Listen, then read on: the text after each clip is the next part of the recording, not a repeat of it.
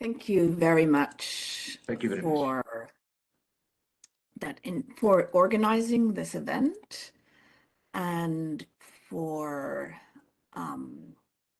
inviting me. It's a wonderful series of talks, and I'm honored to be part of it. I will be talking about perspectival variance and perceptual constancy.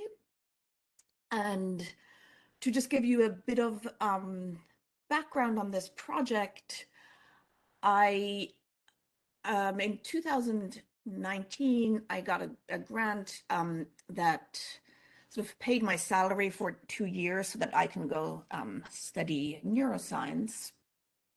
And sorry, it paid my salary for 2 years so that I can go study neuroscience. This project is not actually the project that I'm working on in connection to that grant. I mean, that project is sort of the neural basis of perception, but it's a related project that is about our subjective perspectives and what features in our subjective perspectives. And this talk today is one small part of that bigger project on subjective perspectives. And to give you just a little bit more about that project, what I'm interested in is what we humans have in common with other animals on the one hand, but also AI on the other, with regard to having, a subjective perspective on our environment, on the information we get, and how we're different from other animals. But also, how we're different from each other, and, to what degree we are, highly unique. And this small part of that project on perceptual variance and perceptual constancy is one part where, I want to argue we are exactly alike, and how we are exactly alike also to cats, dogs, and mice. So without further ado, hold on. For some reason, I cannot switch my slides. Why is that? Try to click on the slide. There I go. I got it. Okay. I need to. Oh, I see. Okay, good. So when we perceive two trees of the same size located at different distances from us, there's a respect in which we perceive the trees to have the same size, but also a respect in which they appear differently. And similarly, when we perceive a uniformly white wall that is illuminated unevenly, there's a respect in which we perceive the color to be uniformly white, but also a respect in which that color appears differently depending on the illumination conditions. So to take a non-visual example, when we hear a cello first played in a concert hall and then played on the street, there's a respect in which we perceive the sound to be the same, but also a respect in which it appears differently.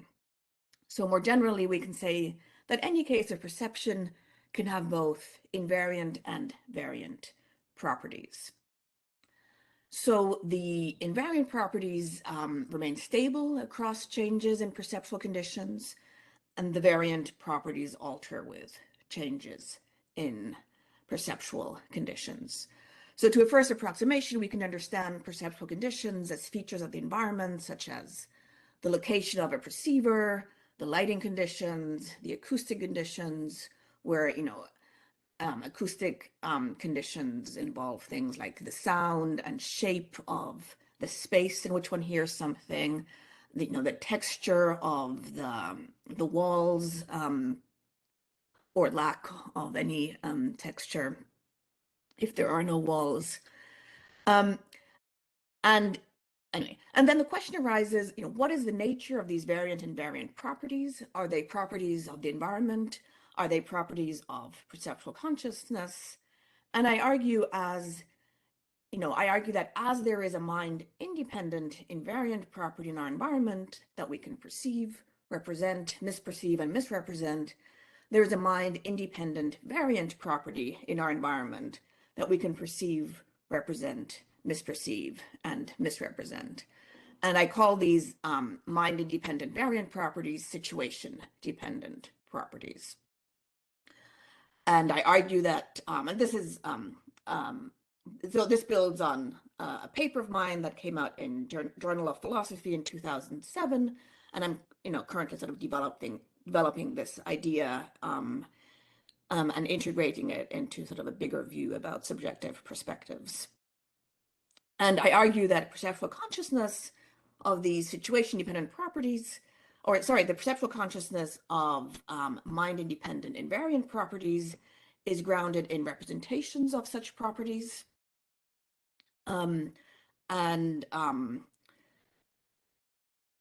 Similarly, perceptual consciousness of perceptual variance is grounded in representations of what I call situation-dependent properties. And so in explaining the variant aspect of perceptual consciousness in the very same way that we can explain the invariant aspect of perceptual consciousness, namely in terms of representations of mind-independent properties, I'm furthering an externalist account of perceptual consciousness. And so, in a nutshell, you can say that, contra orthodox views still very much alive today, we can explain the variant aspect of perceptual consciousness in terms of representations of particulars in our environment. Okay, this is interesting. Okay, so here's the plan. I'll proceed as follows. First, I'll discuss a range of desiderata that any account of perceptual variance and invariance should satisfy. Then I present a framework in which to discuss variance and invariance of perception. And then I argue for a particular way of understanding mind-independent variant properties, and will situate it in relation to the invariant properties as well as mind-dependent variant properties. And then in the rest of the paper, I develop the view further by discussing a range of questions and objections. And in doing so, I'll compare the view to several orthodox views in philosophy and cognitive psychology. Okay, so here are several desiderata. I won't read the list. I'll just sort of discuss them, the main ones, in just a little bit of detail. So the first you can call, I'll call the range desideratum, which is to explain the fact that external mind-independent objects, events, and property instances can be perceived under a range of different perceptual conditions, none of which are privileged as the normal perceptual conditions. So, epistemologists in particular, but also philosophers of language, like to say, talk about perceiving, a white wall under normal conditions. But, the fact is that while, of course, there are breakdown conditions, such as when it's pitch black or when light is shining in your eyes, we can perceive, the whiteness of a wall under an enormous range of different conditions completely unproblematically. And so I think it's important when discussing, especially perspectival variance, to acknowledge that fact, or, to take, I don't know if you see me, but, here's a glass and you see the rim of the glass. There's no angle from which, we perceive the rim of the glass that could be in any way qualified as, the normal or the privileged perceptual condition. They're all, equally good. Okay. So a second is what we can call a dual aspect desideratum, which is to explain that perceptual consciousness may be characterized by both variant and constancy properties. So to again take this example, most of us will see the rim of the cup or the glass as round, but equally we see something as moving as, as our relation to it or its relation to us is changing. And it's good to acknowledge that fact in our account of perceptual consciousness. A third, which Robert will take issue with, is a primacy of constancy desideratum. which is to explain that at least some cases, perceptual systems seem to prioritize perceptual constancy. This is actually not particularly important to my view, but it's a fact that some people care about. And, I think that it can be explained quite easily on grounds that at least us humans care a lot about what's constant in our environment. So we care about, the rim of the cup a lot more, the roundness of the rim of the cup a lot more than its changing shape, or at least so some have argued. So some cognitive psychologists have argued. A further desideratum is what I call a consistency desideratum, which is to explain the fact that perceptual content can be consistent despite representing both variant and invariant properties instantiated by the same object in the perceiver's environment. And then a further desideratum is to explain perceptual variance and perceptual constancy in all perceptual modalities. So the discussion of these phenomena have very much focused on vision, and explanations that work on vision often don't work for other perceptual modalities. And it seems, to the extent that this phenomenon of perceptual variance is one that is prevalent for all cases of perception, it would be good to have an account that explains it, generally. Acknowledging, of course, that there might be differences between perceptual modalities. And to say just a bit as to why it's a phenomenon that pertains to all perceptual modalities, perception is, to its core perspectival. We always perceive at a certain time, from a certain location, under certain perceptual conditions, such as lighting conditions, acoustic conditions. And due to that, there always will be a way in which something is presented to us. There's always a location from which we perceive it. There's always an acoustic or lighting conditions under which we perceive whatever it is we might be perceiving. The same is true to some extent for thought, but not nearly as categorically. I mean, we always also, think things under certain, conditions, but, the perspectivalness of perception really goes to the very core of perception. In a way, it does not for thought. Okay, a further is what I call a universality desideratum, which is to explain not only standard cases of perception, but also unusual cases. And then a further is desideratum is to explain perspectival variance without resorting to illusions. I'll say more about that in a bit. And then finally, to be in tune with our best science from, cognitive psychology and neuroscience. Okay, so without further ado, I move on to section 2, in which I present a framework of how to discuss these issues. So with the distinction between variant and invariant properties in hand, we can ask what their nature is. For both variant and invariant properties, we can distinguish an external mind-independent property from a mind-dependent property. So to focus first on the invariant properties, uncontroversially, there are external mind-independent properties that remain the same as their perceptual conditions change. And I call these intrinsic properties. Now, of course, intrinsic properties change over time, but the point is that they don't change with the perceptual conditions. And we can contrast these external mind-independent invariant properties from properties of the perceiver's consciousness that remain invariant as the perceptual conditions change.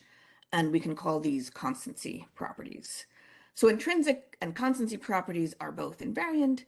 However, while the former are properties of the environment, the latter are properties of the perceiver's consciousness. And so what about variant properties? So in analogy to the distinction we just drew, we can distinguish two kinds of invariant properties. an external mind-independent property of the environment, and a mind-dependent property of consciousness. And so as there are properties of the environment that remain the same as the perceptual conditions change, ceteris paribus, there are external mind-independent properties that change as the perceptual conditions. And I will call these perspectival properties in general. And when I develop my view of situation-dependent properties, those are a special way of understanding perspectival properties. Okay, and I'm using the term perspectival properties as a generic term for any of the many ways there are of understanding external mind-independent variant properties. And perspectival properties may be constituted by a relation to a location that a perceiver happens to occupy, but they do not in any way involve relations to the perceiver or her experience. And so in that sense, they're purely external mind dependent. So they do not constitutively involve anything mental, and so are mind independent. Okay, and we can contrast these perspectival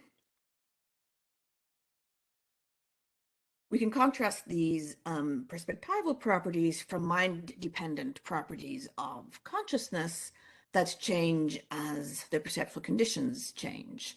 And we can call these appearance properties. And I should note here that in the tradition of philosophy, but also other fields, this square here, do you see the red dot that I am moving here?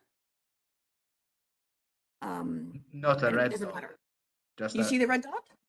not the red dot, just a small black arrow.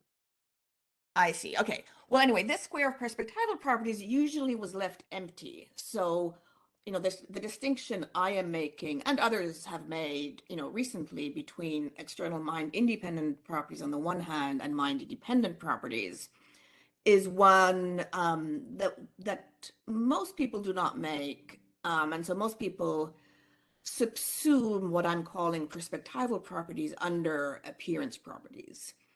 And there's a long tradition of doing that, which I will discuss just a little bit. I think that's a mistake because it subsumes much too much of perceptual consciousness as something that is entirely mind dependent. Okay, so it'll be helpful to illustrate these four properties in a specific sensory modality. I'll take the case of spatial perception because it's a very easy case, spatial visual perception. So the relevant perceptual condition is the perceiver's location. The intrinsic and constancy properties remain the same as the perceiver's location in relation to a perceived object changes. And by contrast, the perspectival and appearance property change as her relation to the object changes. So to use a specific example, consider again, two same-size trees at different distances from a perceiver's location. The two trees have the same intrinsic size property, they're the same size. If the perceiver sees the two trees as having the same size, her perceptual consciousness is characterized by constancy properties, and the perspectival size property of the closer of the two trees is different than the perspectival size property of the tree further away, relative to the location of the perceiver. And if the perceiver sees the two trees, her perceptual consciousness will be characterized by an appearance property that tracks this difference in perspectival size property. So I'm going to return to this example throughout the talk, and I'll refer to it as Peacock's trees because he was the first to use this specific example. Okay. And so the distinction between intrinsic properties and perspectival properties gives rise to three questions. So first is a metaphysics question. What is the nature of the properties to which one is perceptually related? And, to not leave you in too much suspense, I will say that we're related both to intrinsic and to, what I'll call situation-dependent properties. A second is a semantics question. what does a perceiver represent when perceptually related to those properties? And again, not to leave you in too much suspense, I'm going to argue that we represent, in the typical case of perception, both intrinsic properties and situation-dependent properties. And then a third is a consciousness question, which is, what does a perceiver experience when perceptually related to those properties, or what properties characterize her perceptual consciousness? Okay, and whoops, what just happened? Oh, I see. So first I'm going to, so before I move on to presenting my view of situation-dependent properties, I want to make a brief comment on looks talks. So as most of you know, when these issues are discussed in philosophy, people like talking about how things look. And throughout my work, I try to avoid looks talk just because I think it is, well, generally speaking, I don't think how we talk is a particularly helpful tool to figure out, the nature of perception. Occasionally it is, but, we talk in very messy ways. And so I don't think, ordinary, Oxford language philosophy is a good methodology to figure out the way our mind works, let alone the world works. And so basically I avoid appealing to how things look throughout this talk and throughout my other work. And there are two reasons for this. One is, that are specific to my talk. One is that there is vast disagreement as to how things look. I've met people who insist that when they see this, all they see is the round, with regard to the shape of this, is the round rim of the cup. They insist that there's nothing else to be seen there. And the second related reason is that looks can and has been argued to track any one of the four properties we just distinguished.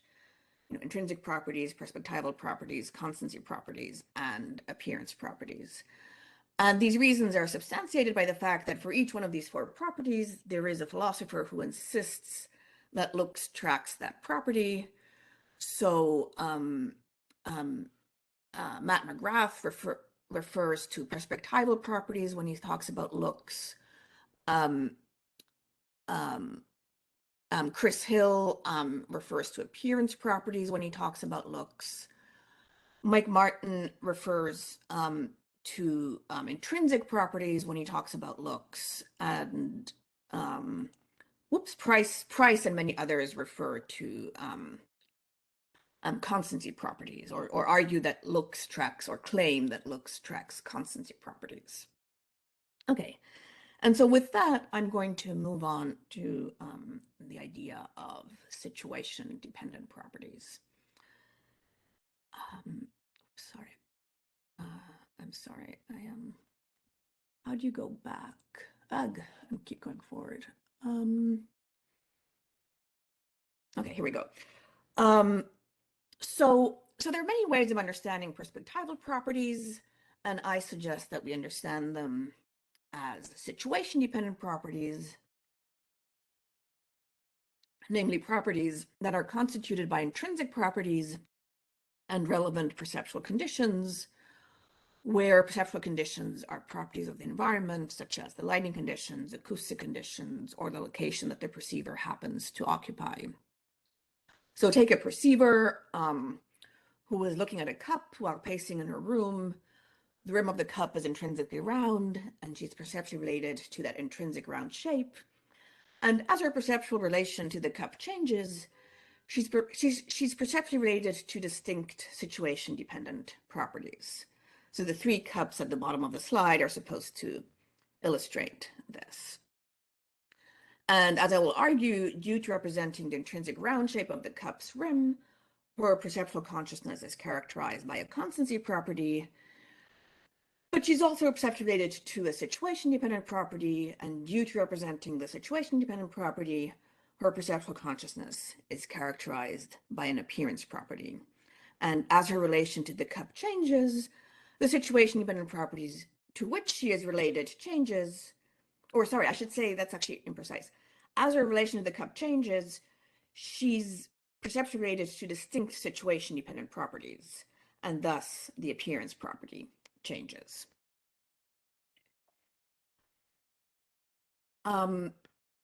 So we can make the same distinction for audition. We can distinguish the intrinsic sound of a cello that we can recognize regardless of whether a cello is played in a concert hall, a garden, or a small living room. The person on the far right here is my mother. So while we can recognize the intrinsic sound of the cello under these different acoustic conditions, we can also recognize differences in how the cello sounds.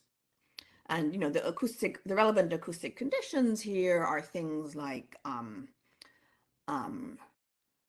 the refraction properties of the walls, or the leaves, the reverberation properties, and the diffusion properties of the material around the sound producing object. And as I argue, the situation-dependent sound of the cello is constituted by the intrinsic sound of the cello and these various acoustic conditions, these various acoustic properties. And one thing that I will be insisting on is that we can be aware of this situation-dependent sound of the cello without having any awareness of those acoustic conditions. So we can be aware of the specific way the cello sounds without in any way noticing, the reverberation properties of the wall, the refraction properties, or the diffusion properties. Okay, and the same distinction can be made for olfaction. Take the smell of coffee. We can distinguish the intrinsic smell of coffee from the way coffee smells in the context of the smell of a cigarette and the smell of freshly baked cake. And we can recognize the intrinsic smell of coffee under these different olfactory conditions.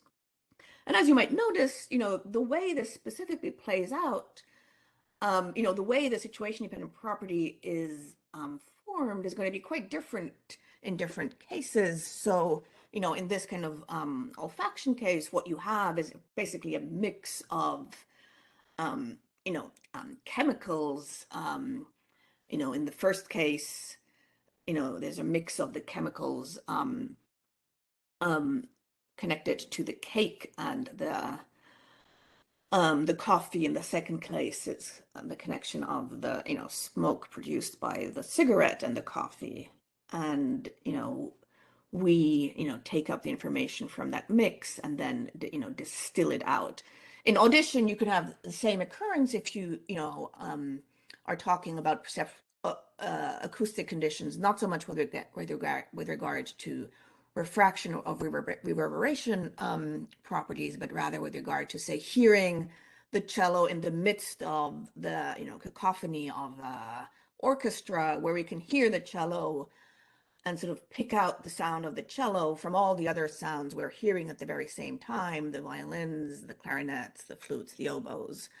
And so that's a kind of acoustic condition that is more similar to the kind of olfactory conditions we have, where the relevant conditions are about the surround conditions. Okay, and then to give one last example, we can distinguish the intrinsic taste of camembert cheese and the way such cheese tastes under different gustatory condition. It tastes differently when eaten with bread than when eaten while drinking a glass of wine. Okay, and so more generally, we can say that situation-dependent property is an external, mind-independent property that is exclusively constituted by the intrinsic properties perceived and the relevant perceptual conditions. Okay. So, in order to get clear on what this is, I'm going to say a little bit more about these perceptual conditions. So for the perception of size, shape, and other spatial properties, the location that a perceiver happens to occupy in relation to the perceived particular is the crucial perceptual condition. For the perception of color and shading, the lighting conditions and color context are among the crucial perceptual conditions. For perception of sound, the reverberation, reflection, and sound reflection and diffusion properties of, basically the size, shape, and shape of the surround of the room, where room might be a room of leaves if you're playing in a garden, are among the relevant perceptual conditions. For taste, the gustatory conditions are what is relevant, and so forth. The important point is that these perceptual conditions are as external and mind-independent as the intrinsic property. And as a consequence, the situation-dependent property is as external and mind-independent a property as an intrinsic property. And so a situation-dependent property in no way depends on any properties of a perceiver. And this implies that for any given location, any perceiver occupying that location would, ceteris paribus, be presented with the same situation-dependent properties constituted by that location and relevant intrinsic properties. Now, of course, perceivers differ widely with regard to which situation-dependent properties are perceptually available to them. So different situation-dependent properties are available to cats than they are to humans. And moreover, different perceptual properties are available to, humans with different perceptual expertise.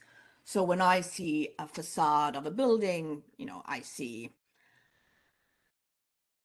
doors and windows. When an architect sees the facade of a building, she sees structural elements, textural features, to which I'm oblivious because I don't have the fine-tuned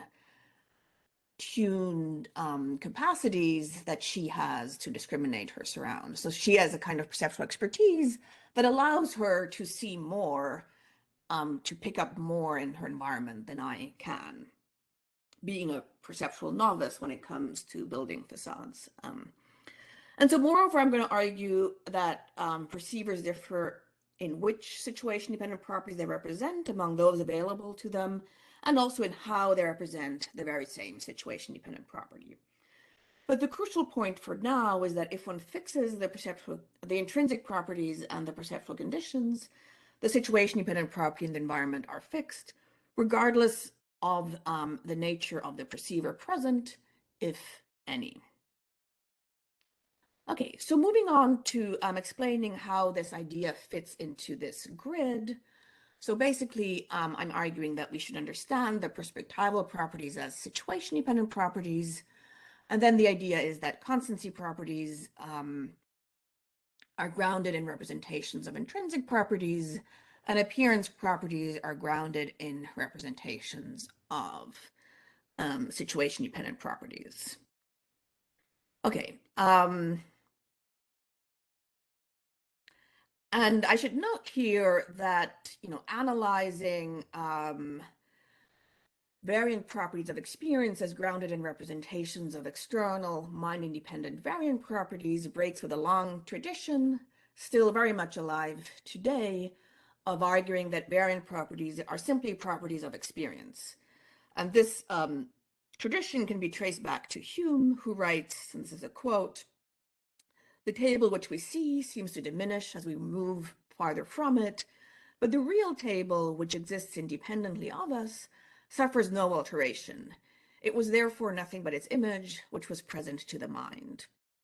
And so Hume argues that what we perceive directly are mind-dependent objects, or mind-dependent properties. And the idea that the object of perception is not, or not always, an external mind-independent object, or property of the event environment has motivated, phenomenalism, sense data theories, and indirect realism. And against this tradition, I argue that, as there are two invariant properties, there are two kinds of variant properties. One is a property of the environment, and the other is a property of consciousness. And both the intrinsic and situation-dependent properties are out in the world, regardless of whether anyone is there to perceive them. And, that's helpful for many reasons, but one is that it explains perceptual consciousness of variance in terms of representations of properties in our environment, and thereby it sort of demystifies at least this aspect of perceptual consciousness. Okay. And so consider again Peacock's tree. So according to the situation-dependent property approach, in the standard case, a subject who sees the trees represents two distinct properties, an intrinsic property and a situation-dependent property. So while the representation of the intrinsic property grounds the sense in which the trees look the same, the representation of the situation-dependent property grounds the apparent difference in size.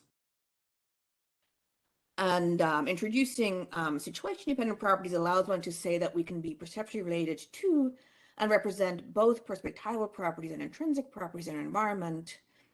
And if we represent both, our perceptual consciousness is characterized by both appearance and constancy properties. Okay. But if one accepts that not all aspects of representational content are revealed in perceptual consciousness, as I want to argue, it allows also that we can be aware only of perspectival properties or only of intrinsic properties, despite representing both. And so in short, it allows one to be very flexible by arguing that perceptual consciousness can be characterized only by constancy properties, only by appearance properties, or by both constancy and appearance properties.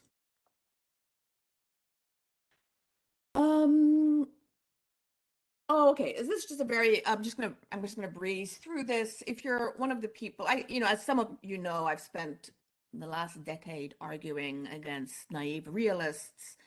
And I'm here just assuming a representationalist view of perception, but you can accept situation-dependent properties even if you're a naive realist. In fact, I think it's an extremely attractive thing for a naive realist to accept, because it sort of increases the realm of what's out in the world that can affect changes in your perceptual consciousness. And so the naive realist would just have different sort of slides at a different sort of boxes at the very bottom, and would say that constancy properties are analyzed in terms of awareness of intrinsic properties, being perceptually related to intrinsic properties, while appearance properties are analyzed in terms of being perceptually related and thus aware of situation-dependent properties. Okay. So far I have presented the core of the idea. And what I'm going to do now is finesse the idea by discussing various possible questions and objections you might have. Okay, so the first question you might have is, are situation-dependent properties 2D projections? And in response, no. They're not projections, and in the typical case of spatial perception, well, actually, sorry, I'm just going to say no, they're not projections, okay? This is obvious in the case of properties we perceive in audition, olfaction, taste, touch, and most other sensory modalities. But even in the case of seeing spatial properties, situation-dependent properties are not projections. In the typical case, they're 3D. The notable exceptions are cases in which the relevant intrinsic property is 2D. And so we can distinguish the situation-dependent properties approach from what we could call the 2D projections approach. This is a view that Alvin Noe has argued for. So in a 2D projections approach, perspectival properties are 2D projections of an object's intrinsic spatial properties onto a frontal plane located between the retina and the perceived objects. And there are many problems with this view. Here are three. One is that if it were to work, it would work only for visual perception. It's a non-starter for, audition, taste, olfaction, gustatory perception.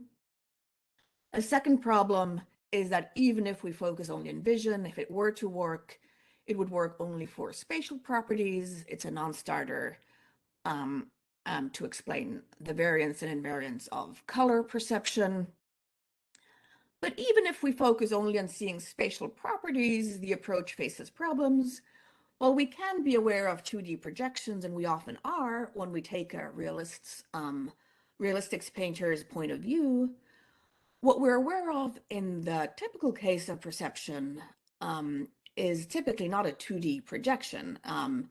So if the reason for appealing to a 2D projection is to account for the variant aspect of perceptual consciousness, then a third problem is that awareness of 2D projections will not meet the challenge. And the situation-dependent approach does not face any of these problems, since situation-dependent properties are not projections. Okay.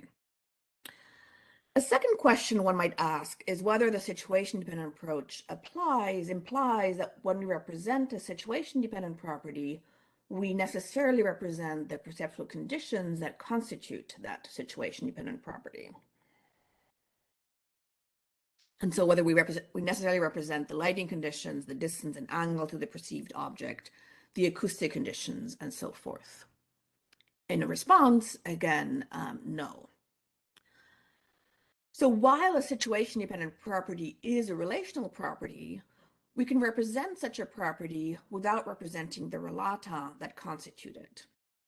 And moreover, we can represent a situation-dependent property without representing that it is a relational property. And this holds more generally. So when I eat a piece of cake, I can be oblivious to many or even all of its constituent. So I can be aware of the taste of cake without being aware of the relata that constitute the cake. Similarly, I can experience gravity without experiencing its relata, and without being aware that gravity is a relational property. And the more general point is that we can be aware of a property while being oblivious to its constituents, its complex underlying metaphysical structure, and while being oblivious that it has constituents. So we can represent a property while not representing its constituents, nor representing that it has constituents. So one can represent a situation-dependent property while not representing either the perceptual conditions or the intrinsic property that constitute it. So moreover, one might not be aware that the situation-dependent property is a relational property, but rather be aware of it as if it were a monadic property. And so the situation-dependent property approach differs fundamentally from what we can call the perceptual conditions approach, which is a view that has,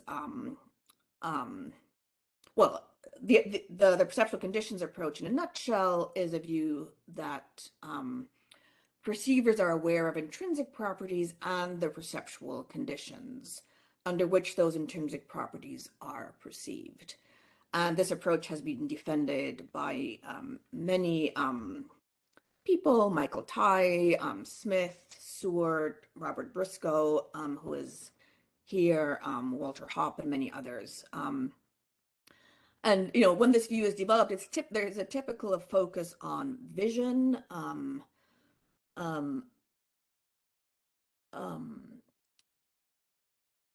Anyway, yeah. Anyway, so and the question is whether it generalizes to other modalities. Okay, so there's several problems with this approach. One is that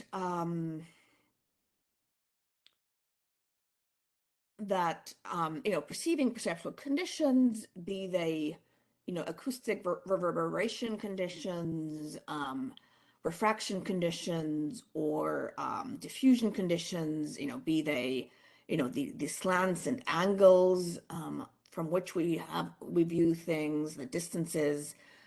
Perceiving all those things is intellectually quite sophisticated. It's important to recognize that perception is a very lowly activity, and so anything we can do to avoid saying that we perceive things like reverberation conditions of sound is a good thing.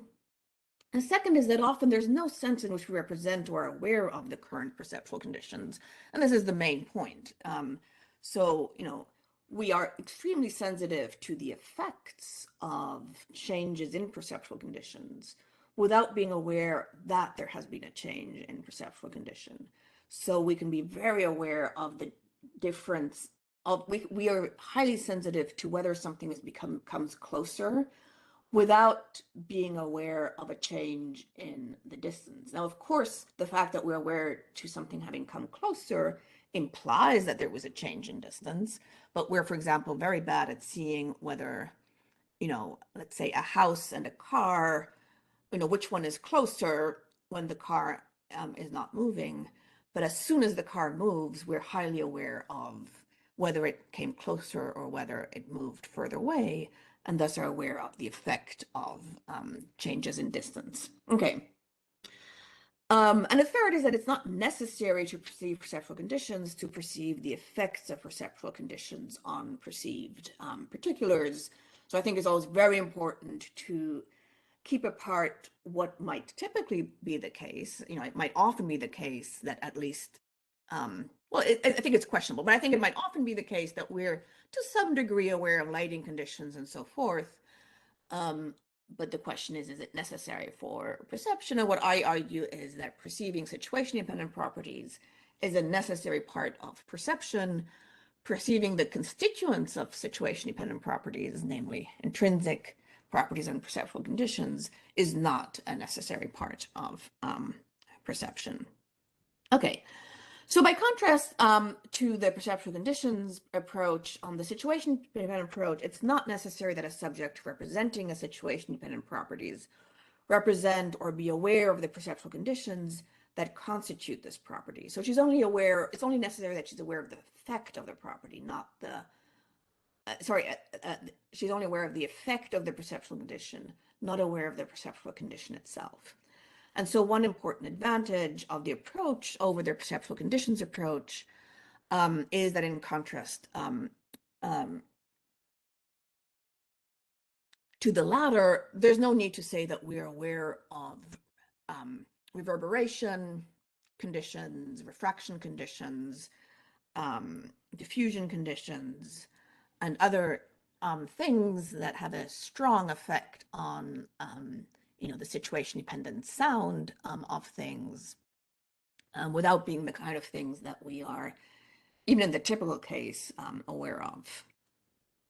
Okay, and so as a consequence, the situation-dependent properties approach accommodates a lot more cases, namely all the cases in which a perceiver neither represents nor in any way is aware of the perceptual condition. So the situation-dependent properties approach acknowledges that we can perceive situation-dependent properties, and so the effect of perceptual conditions, without representing those perceptual conditions. And here's an example that shows why this is very attractive. So I briefly alluded to it before. Okay, so we are highly sensitive to changes in the distance between ourselves and particulars we perceive in our environment. So we're excellent at perceiving whether an object far away is moving closer, remaining put, or moving away. And at the same time, most of us are terrible at accurately perceiving distance. So we're not good at perceiving, whether something is, 12 meters or 13 meters away. And we're terrible at perceiving whether something is 12 or 13 kilometers away. And, the point here is not about the units. I'm just using that, to give you an idea of the distances we're talking about. Okay. And so by representing situation-dependent properties, one can explain these two facts: the fact that we're good at noticing any changes in distances of objects without being good at representing or assessing distances themselves. And after all, and the reason why is by representing situation-dependent properties, one represents a property that is highly sensitive to the actual distance between one's location and the perceived object. After all, the relevant situation-dependent property is constituted by this distance and the perceived intrinsic property. And so any change in distance between the perceiver and the perceived object will entail a change in the perceived situation-dependent property. Now, the visual system can then, having represented the situation-dependent property, extrapolate, the distance based on that, And lots of mistakes can happen in the process of extrapolation. And so, by contrast to the perceptual conditions approach, the situation-dependent property approach accounts both for both the fact that we are terrible at accurately perceiving distance, while being highly sensitive to changes in the distance between ourselves and particulars we perceive in our environment. Okay, so a third question one might ask is, when we represent a situation-dependent property, do we represent that it is a situation-dependent property? Do we represent it as a situation-dependent property?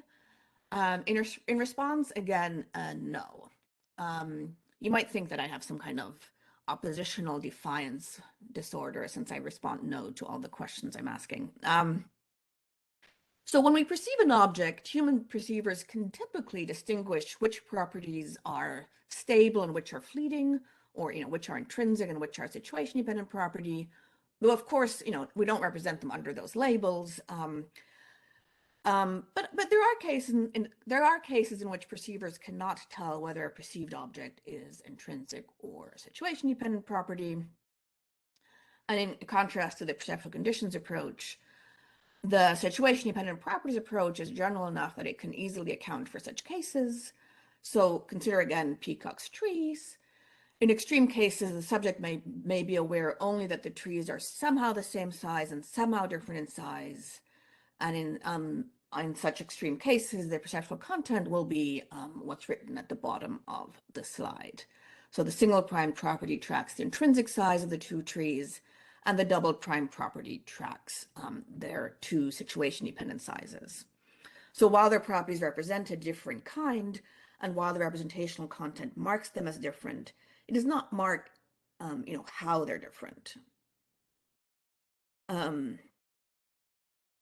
Okay. And so, and this is, in a nutshell, why the situation-dependent properties approach satisfies what I called the consistency desideratum.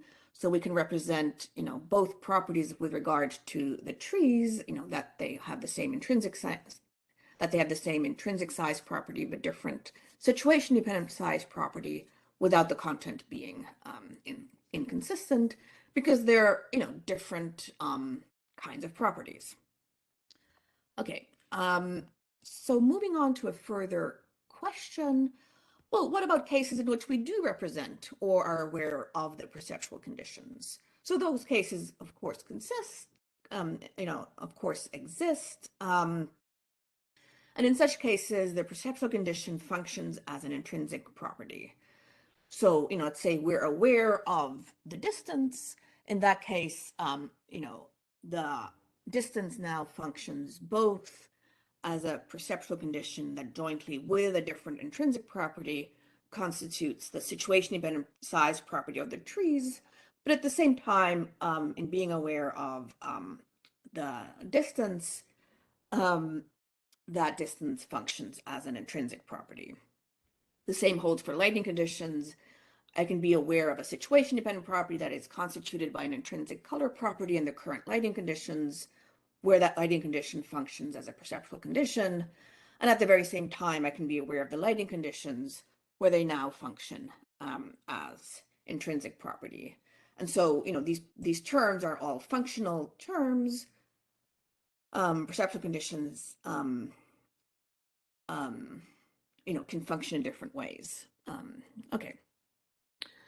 Now, a fifth question one might ask is how the situation-dependent property approach analyzes cases such as when we stand in front of a uniformly white wall that, unbeknownst to us, is illuminated by red light, and it seems to us to be uniformly intrinsically red. So it can easily account for such cases. What happens here is that we mistake a situation-dependent property for an intrinsic property. And more precisely, this is a case in which we represent a situation-dependent property, but misrepresent it to be an intrinsic property, though of course, typically not under that label.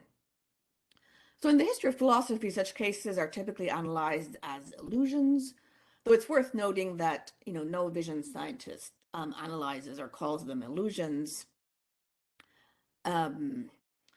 Now, of course, some people think that whenever there's any kind of misrepresentation, it's an illusion, and then it sort of becomes a terminological squabble. But the point is that, the situation-dependent properties approach shows in what way, this kind of case, where you misperceive situation-dependent property for an intrinsic property, is different in kind from the kind of illusions such as motor-liar illusions, where the illusion is due to the way we process information and the way we make shortcuts in processing information. And moreover, the approach can account for why it is that we have some reason to believe that the wall is red. After all, the wall is situation dependently red. So we get something right. There is an external mind independent red property. However, contrary to how things seem to us, it's not an intrinsic property. Okay. I'm going to skip this. Okay, so here's an objection. I'm going to discuss several objections now with the aim of further clarifying the view. So first, consider a case in which an intrinsic and a situation-dependent property look exactly alike. So an example of such a case is when one perceives the rim of the coffee cup from straight above.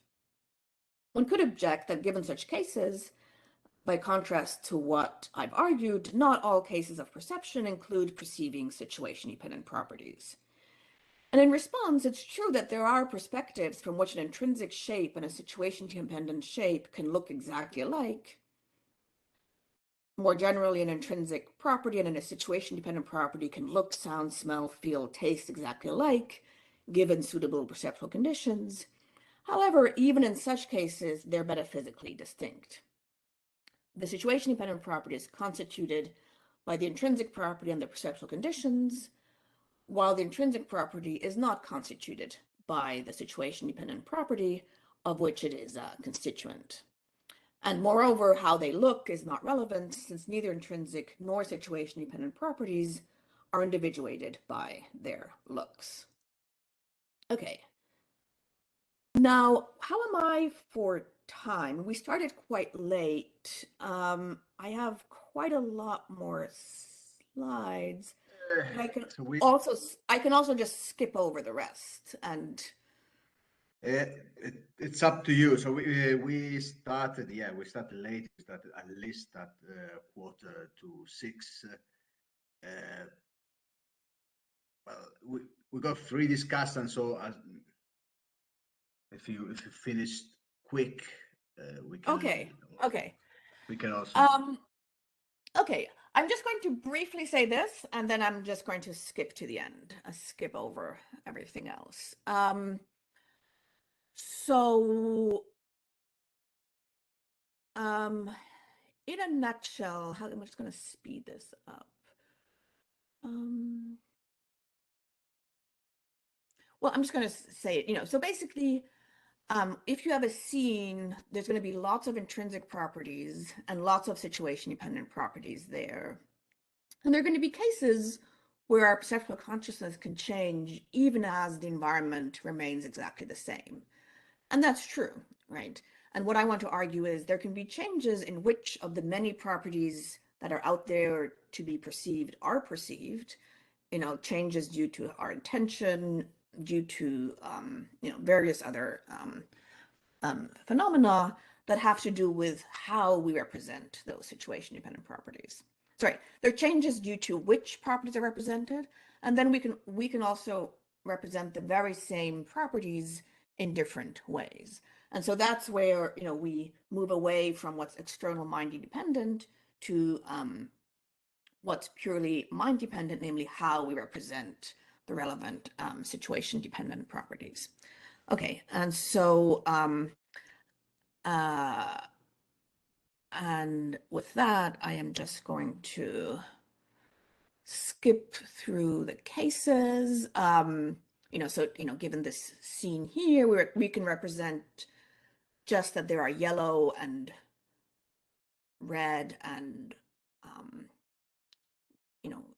green colors in our environment, or we can make much more fine-grained discriminations and discriminate between the mustard yellow and chartreuse and crimson, and thereby come to see the very same properties in an environment in more fine-grained ways, and that will affect a change in consciousness. Okay. So conclusion. So I started with 3 questions, and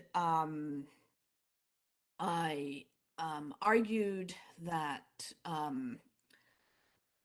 so I set out by distinguishing between what I perceive or it's perceptually related to, the metaphysics, what she represents, the semantics, and what she experiences. So with regard to the metaphysics, I developed a particular way of understanding perspectival properties, namely as situation-dependent properties, that is, external, mind-independent properties that are exclusively constituted by intrinsic properties and their perceptual conditions. So they are objective, external, and mind-independent properties, and as external and mind-independent as intrinsic properties. And I argued that we can be perceptually related to both intrinsic and to situation-dependent properties in our environment. With regard to the semantics, I argued that we represent situation-dependent properties, and in many cases also intrinsic properties. And with regards to consciousness, I argued that constancy properties are grounded in representations of intrinsic properties, and appearance properties are grounded in representations of situation-dependent properties. And then this account satisfies all the desiderata. I won't go through you. I won't walk you through that, but I would love to talk more about that in Q&A. And with that, I look forward to hearing the comments of John, Robert, and Alberto. Thank you very much.